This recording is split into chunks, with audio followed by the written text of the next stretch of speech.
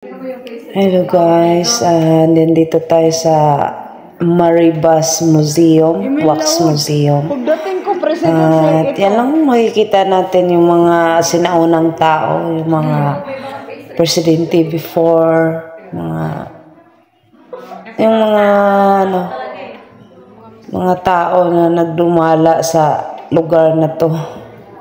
Basta yun, government, mga government na mga tao na inanuhan nila ng statue wax, pero wala namang gaanong maganda siyang tingnan. Basta yan lang makikita mo dito sa loob ng museum. Tapos may entrance to, $2 ang entrance, $2 US.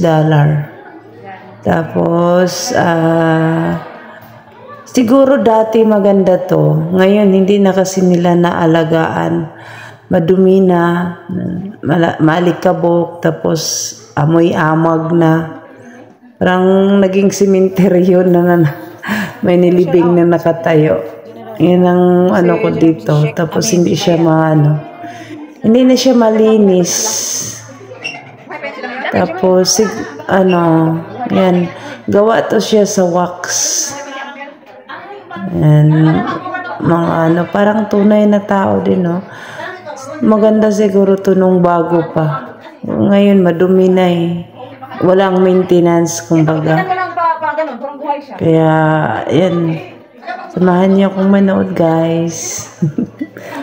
Nakakatakot mo, parang horror, parang nasa horror ka. Kaya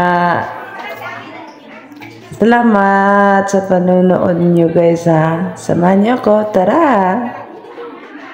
Manood tayo ng wakwak. Isa lang ang babae dito. Tapos may bata.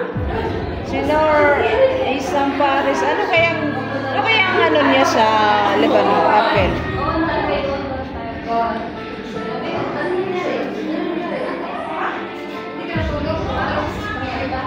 Sir Saint Rafka. Ito si Saint Rafka. Yan si Saint Rafka, oh.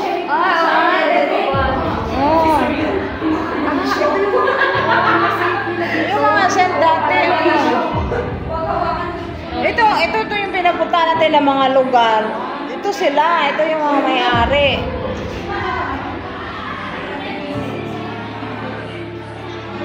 Pero ito siya, bata siya,